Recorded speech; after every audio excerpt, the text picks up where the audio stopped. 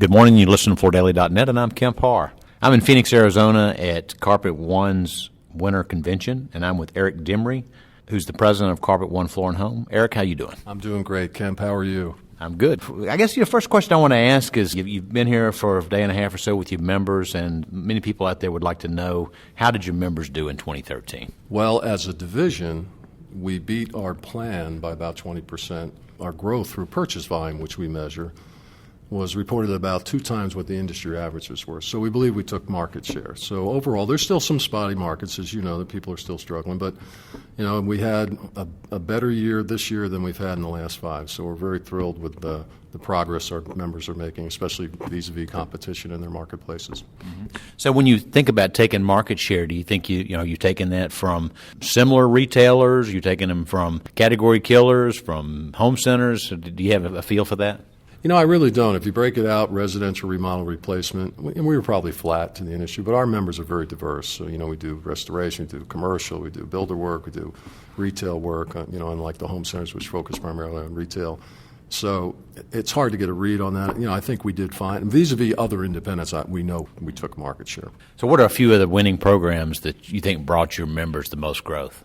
Well, definitely luxury vinyl tile. LVT has just been on fire, both residentially and commercially, and we're very fortunate to have a great partnership with a manufacturer that brought us a lot of proprietary exclusive patterns and designs. And we sell that mid to upper price point, so the average ticket is substantial. So our members have really gotten behind that. Of course, our soft carpet lines, and we go with a good, better, best, from Resisto on the polyester side to a nice value-oriented Tigressa Cherish line, and then Innovia Touch. So we have all the bases covered, and all of them during our 4 national promotions performed extremely well. Our incremental gain during our national promotions was in excess of about 25% on the purchase side. So when that translates into retail sales, retailers did extremely well with these promotions. You've heard the saying, we're our own worst enemy. Just one question that's counter to that question is, what gaps do you think that your members need to focus on to see more growth? Well, first and foremost, the whole world's digital. And we've come out with a very comprehensive program, which we call OneStop Digital. And it involves every type of digital asset you can think of, from the whole menu and suite of social, all the way to very comprehensive content management, reputation management. And our members are embracing it quickly. It's the great, I call it how to level the playing field against the big guys that have tons of money. But our strength and advantage is that our members, who have grown in their local markets, and our average member has been in business over 52 years. So they know their customer, they know their neighborhood, they know how to pick the right assortments. We know how to complement them with things that we do nationally that they could never do on their own. When you put that combination together, it's very difficult to compete against a strong Carpet One Floor and Home in a local market. So that's what we try to leverage. Our members are the ones that really feed back to us the programs they need, whether it's customized training, whether it's additions and enhancements to the website, whether it's a CRM system. And we work on all 12 cylinders, but not without their support. They're the ones that help us direct. And then we're going to take it one step further over the next 12 to 18 months. We've really figured out how to create what I call neighborhood-friendly assortments when it comes to product. Because Kemp, you've been around a long time. What sells really well in San Diego, California, might not sell at all in Nebraska or Michigan. So we're working hard to get a little more refined. Our suppliers are helping us. It's good for them, too, because they get more volume when you have better SKU assortments that, again, geographically. So we're excited about that direction. All right, so you're rolling out. This is the winter meeting. That's usually where you bring your members what they're going to sell this year. It's a big product focus. As you look at the things that you're presenting this year from a product standpoint, what are the 2 or 3 things that you're most excited about? Well, on the carpet side, definitely leaves. About a year ago, we put a council of members together. We took 8 of them down to Dalton. We sat with suppliers. We laid out in detail a strategy on how to redesign the line. We looked at product first. Then we got 8 members to give us all their feedback. They went out to our membership through our ring networks, got their feedback. We consolidated all that information. We brought all those products to our convention in the summertime in Denver. Our members voted on and picked the top 30 that they would like. Then we got together with them on merchandising. What kind of displays? Do we do a color wall? What kind of cards? All the details on merchandising. Then we sat down with the marketing council. We brought members in and say, how do we promote it? What should we attribute it? How should we construct it? And once all of that was done, This is the culmination of all of those conversations at this convention. We're going to launch to them, and they'll see it on the exhibit floor today, an entire new collection of Relax It Lee's high-performance products. Mm-hmm. And then we did one additional thing. We added a line extension called Lee's Studio. And these are very high-end, elegant, beautifully designed products to complement the high-performance collection of Lee's. You know, one thing I found very interesting about this relaunch of Lee's, Relax It's Lee's, this is your, top of the food chain. Your number one, when you show your hierarchy of brands, it's at the top, not only from a styling perspective, but from a performance perspective. And, for several years you had let both nylon and Tri-X to be in there, and now as you roll this out again, it's all nylon. Talk about that decision. Well, when it comes to the consumer, Kemp, we're fiber agnostic. I mean, we really are. We believe that carpet is an aesthetic, appealing purchase. Beauty's in the eye of holders. You may think I'm good looking, and the next person doesn't. So we believe in promoting that first. Now, we have a very logical good, better, best premium brand hierarchy. And in carpet, Lee's is the premium. I always tell people, look, if you want the Mercedes-Benz of carpet, you want Lee's. And let's start with how it's constructed from the backing all the way to the fiber. The fiber itself, it's really, to us, it made more sense from a performance standpoint, since we already have beautiful collections of Tri-Extra products and other products. We said, let's make this holistically this type of line using nylon. So performance against staining and all the things that our Ultra 4X, no exclusion warranties, all still apply to that category. So we don't really look at the fiber, putting that above Tri-X or Tri-X above nylon. Ours is a branding position. What makes sense from when you go from Resista to Tigressa to Innovia to Relax It Lee's in our carpet system.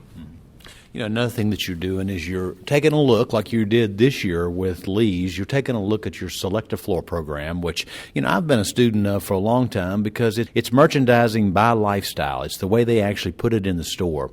And you're actually, questioning whether or not that's the right way to merchandise that. Talk about that.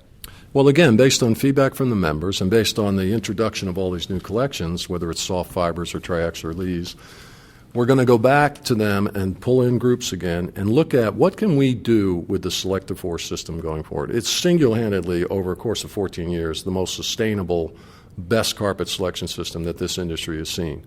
I mean, in countless hundreds of millions of dollars, and it still does extremely well in a lot of the stores. But now's the time. Business is getting a little better. We don't have to pull back so much like we did when the downturn hit. How do we reposition Selective floor so it becomes a compelling competitive advantage at the point of sale to the consumer? And if need be, how do we carry that story all the way through to our website to make the selection process simpler and easier to understand for the consumer when they're online searching for product or who to buy from? So all of that will be developed and worked on between now and our summer convention. Another thing you rolled out that I'm real impressed with, you've gone out and you've found a brand that is very important to the upper end of the market, and you're going to roll out a carpet pad with it. This is the Tempur-Pedic carpet pad. I'm sure you're excited about that, aren't you? Yeah, that's an incredible opportunity. Think about it.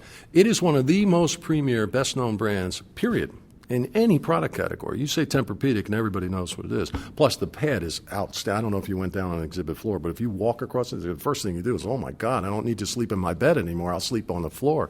So, and Howard made a comment about that. It might be a good ad campaign. But the opportunity to bring a foundation under the primary purchase carpet with a name like Tempur-Pedic, I mean, we're so excited about it. I think this is an unbelievable chance for our members to not only sell a superior quality product with a well-known name, but to do it to add more profit dollars to the sale. So, yeah, our members are just going to be thrilled when they see this. Yeah, one other thing I want to point out is you brought up something this morning and as you were rolling out all these programs about this whole modular tile rug program that we've seen in many different places, and we in our February issue actually did a little article. We think that's the next big wave, and you also identified that. Yeah, and I never understood why you would take a perfectly good piece of 12-foot wide carpet, chop it all up, sell it for twice the price. But the interesting thing is, and you know what Interface has done with floors, and they've had some success putting these boutique stores in high-end markets like Boston and New York and Chicago. So we've been watching that. And I think it's kind of a fun way with smaller spaces, and you got the Gen Y and the new millennial guys, and they're living in co-ops and they're living in small apartments. It's a fun, funky way to kind of pull in product and create your own custom design using modular tile. So, Again, we've got some great-looking looks to it, and it remains to be seen. It's fun. It's easy to market. It's fun to play with. You saw the video we showed, so we'll see how it goes. I think the members enjoyed it, and they're going to give it a shot. All right. I interviewed Kathy Buchanan this morning. She's in Michigan. She made a point that I want to ask you if you're seeing nationwide. She's seeing her business shift. Her carpet share is off perhaps 10 points to hard surface. Is that something you're seeing across the board?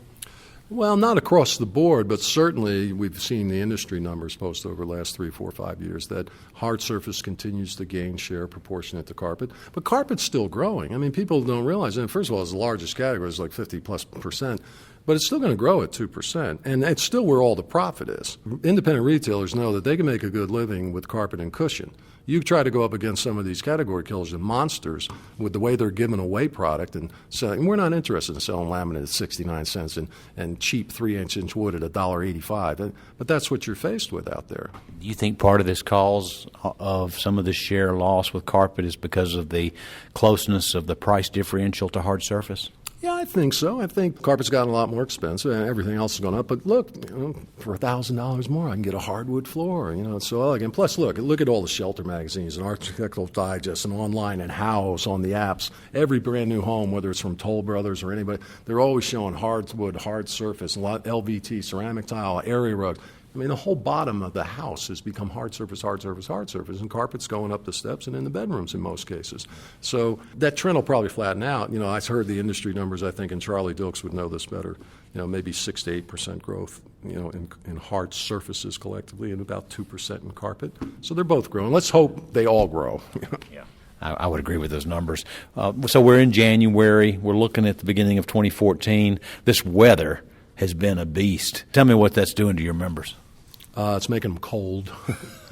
But, unlike a reservation at a restaurant where, the weather hits and you shut down and you lose it, a lot of this has just moved the business back. So it's created conflicts and scheduling challenges. They're not going to lose much of that business. It'll come roaring back as the weather improves. But certainly with all this cold and snow, it slowed things down a little bit. But we're anticipating a very, very strong second half going into the spring. Great. Well, Eric, it's good to spend time with you. Again, been talking to Eric Demaree, who's president of Carpet One Floor and Home at his winter convention in Phoenix, and you've been listening to Kemp Harr and FloorDaily.net.